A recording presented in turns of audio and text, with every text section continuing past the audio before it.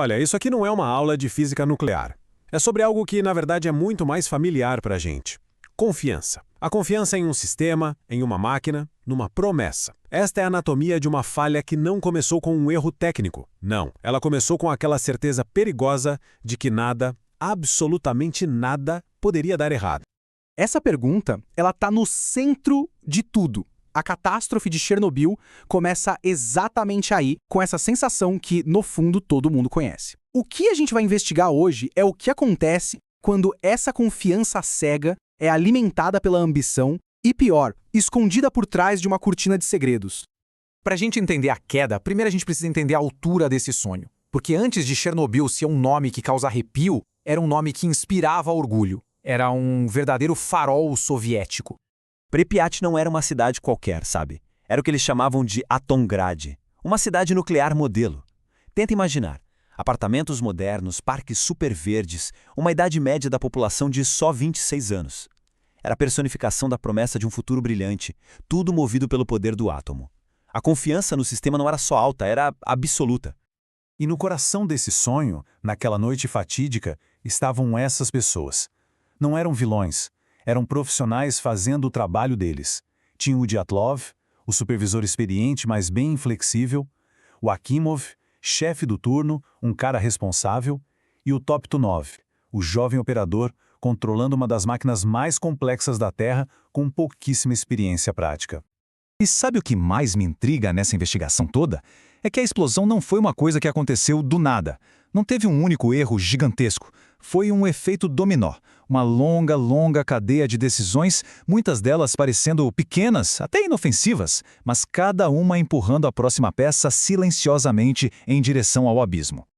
Esse teste de segurança não surgiu do nada, né? O objetivo era até simples. Se faltasse luz, será que as turbinas conseguiriam gerar energia suficiente para manter as bombas de refrigeração funcionando até os geradores de emergência entrarem em ação? Como essa linha do tempo mostra bem, as 3 tentativas anteriores já tinham falhado. A pressão para dar certo dessa vez era enorme.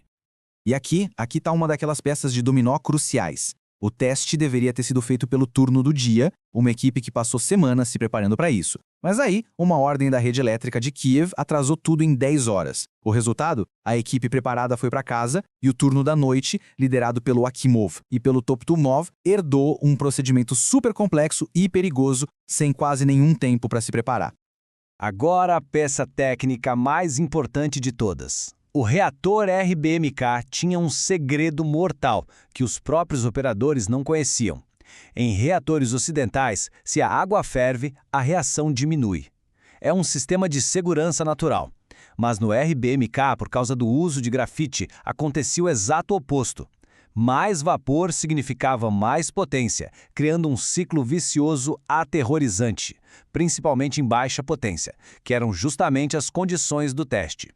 Então, o cenário era esse. Uma equipe despreparada operando um reator perigosamente instável sem saber disso. Quando os alarmes começam a soar e o caos se instala, o Akimov faz a única coisa lógica, a única coisa para a qual ele foi treinado numa emergência. Ele aperta o grande botão vermelho, o botão de desligamento de emergência, o AZ5. E esse é o ponto da virada. O botão que foi projetado para salvá-los foi o que os condenou. As hastes de controle, que deveriam absorver nêutrons, tinham pontas de grafite de 5 metros. Ao serem inseridas, essas pontas entraram primeiro no núcleo. E o grafite, lembra? Ele aumenta a reação. Por um instante fatal, o freio virou um acelerador. Em segundos, a potência do reator disparou para mais de 100 vezes a sua capacidade normal.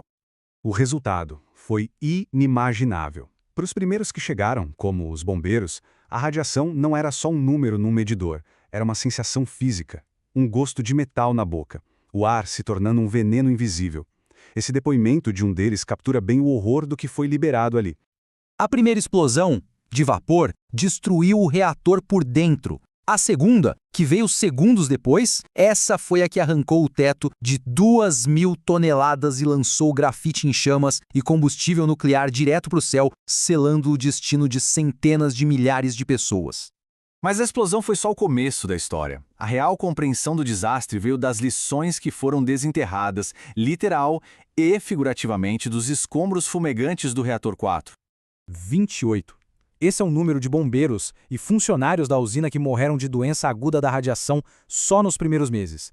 Heróis que correram direto para o inferno, lutando contra o inimigo invisível que os desfazia por dentro. E aqui talvez esteja a falha mais condenatória de todo o sistema. O problema com o botão AZ5 não era um mistério total. Um incidente parecido, menor, já tinha acontecido na usina de Ignalina, anos antes. Mas numa cultura de segredos, onde a informação era poder e as falhas eram escondidas, essa lição vital nunca chegou na sala de controle de Chernobyl.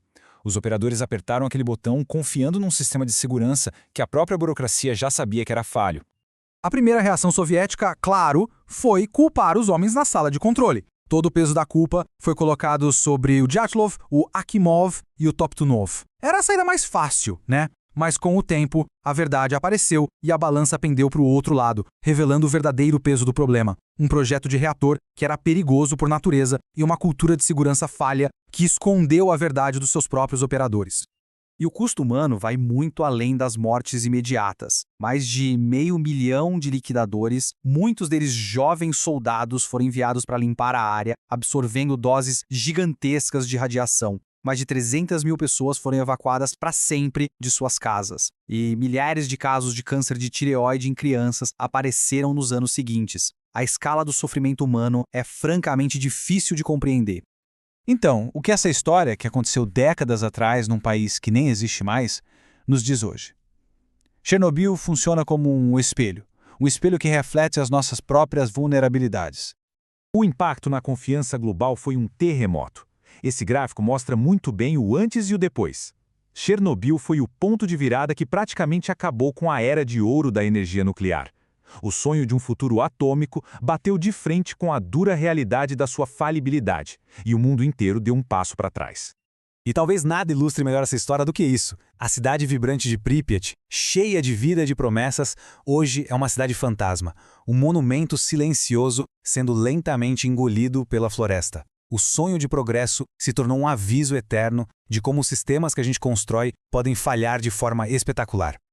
Isso tudo nos traz de volta à nossa pergunta inicial. A história de Chernobyl, no fim das contas, não é sobre física nuclear. É sobre a cultura do segredo, sobre a pressão para cumprir metas a qualquer custo, sobre ignorar pequenos avisos até ser tarde demais. A verdadeira pergunta que Chernobyl nos deixa é: quantos sistemas falhos, nos quais confiamos cegamente, existem ao nosso redor agora mesmo? As lições enterradas sobre o concreto em Chernobyl são universais, e ignorá-las é um risco que a gente simplesmente não pode correr.